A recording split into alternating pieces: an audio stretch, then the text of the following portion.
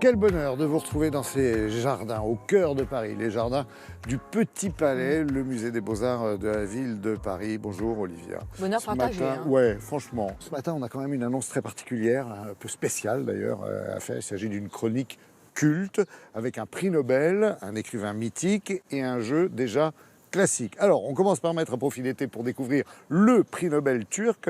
Alors, j'ai toujours du mal, Orhan Pamuk. Voilà. On dit Pamuk, je crois. Je vous laisse dire. Avec un roman d'apprentissage et d'amour aussi. Et là, on creuse. Mais pourquoi? J'aime beaucoup parce que je vous laisse toujours dire les mots compliqués. C'est une tradition entre nous. Donc Orhan Pamuk, prix Nobel. C'est son 10e roman. Et parfois on me dit, mais moi j'ai peur, est-ce que c'est pas très difficile? Non. Et ce roman, qui s'appelle La femme aux cheveux roux, est vraiment très beau parce que c'est à la fois un conte sur la Turquie, mais c'est aussi un roman de formation sur la relation père-fils que je trouve très très beau. On est en 1985 dans la banlieue d'Istanbul, qui à l'époque compte 5 millions d'habitants et pas 15 millions. L'histoire est racontée par un homme qui est ingénieur, qui construit des immeubles, mais qui aurait voulu être écrivain et qui va nous raconter un épisode de sa jeunesse qui a tout changé. D'ailleurs, j'aime beaucoup la première phrase du livre, qui est « J'aurais voulu être écrivain », ce que je trouve savoureux pour un prix Nobel. Notre héros, il a une quinzaine d'années lorsque son père disparaît. Son père était pharmacien, donc la famille se trouve démunie. La mère a peu d'argent pour financer ses études. Le jeune homme doit faire des petits boulots, il travaille d'abord dans une librairie. Et puis pour gagner mieux sa vie, il va devenir l'assistant d'un puisatier. Ce que j'aime dans un livre, c'est être totalement déboussolé, et là vous l'êtes. Puisque vous avez cet ado qui part avec le puisatier au milieu de nulle part. On est donc sur un terrain.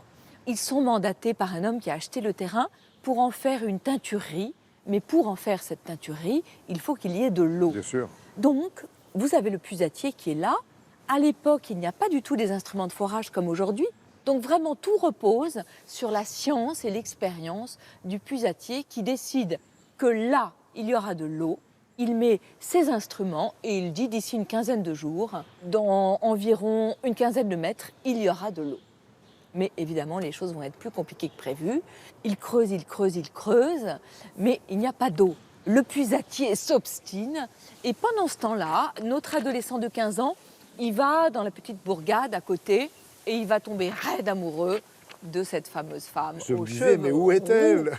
Quand Elle est va-t-elle venir dans le livre? comédienne, elle joue dans un théâtre ambulant et c'est l'histoire d'une grande passion. C'est l'histoire de ce jeune homme avec le puisatier. Il va se passer un événement, évidemment, dont je ne vous dirai rien, mais dramatique, qui va forger une grande culpabilité et toute l'histoire de cet homme. C'est intéressant parce que c'est vraiment la Turquie entre progrès et tradition. C'est chez Gallimard et c'est vraiment un très beau livre. Allez-y. Alors, il y en a un qui a raté le prix Nobel, mais qui a été plusieurs fois candidat et favori surtout. Mais oui. Surtout favori.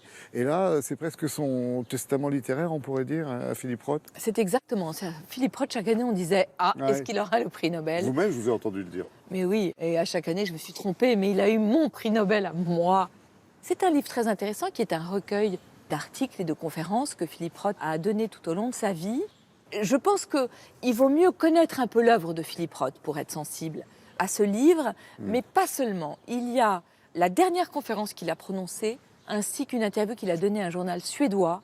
Si vous avez envie d'écrire, c'est la plus grande masterclass d'écriture Parfait. que j'ai lue, notamment dans la manière que Philippe Roth a d'expliquer que pour écrire, il faut s'accrocher à des détails, que ce qui est important, c'est le panier de la bicyclette qu'il avait lorsqu'il était petit, dans lequel il mettait les livres de la bibliothèque qu'il empruntait, et que c'est à partir de ça qu'on forge une œuvre, et surtout jamais à partir de généralités.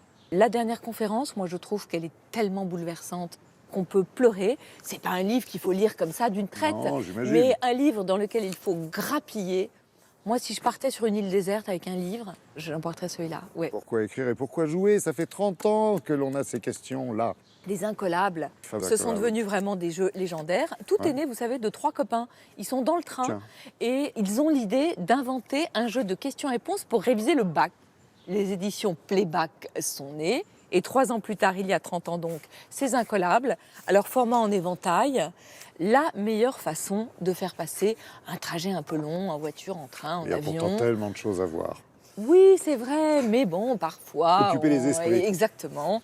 Les quiz des vacances. Et si vous allez sur le site, vous avez plein de jeux concours pour gagner plein de petits éventails. Ah oui, et roi et reine de France, il y a plusieurs thèmes comme ça. Ah, vous m'avez cueilli. C'est vrai que c'est Ah. bien aussi de regarder par la fenêtre. Oui.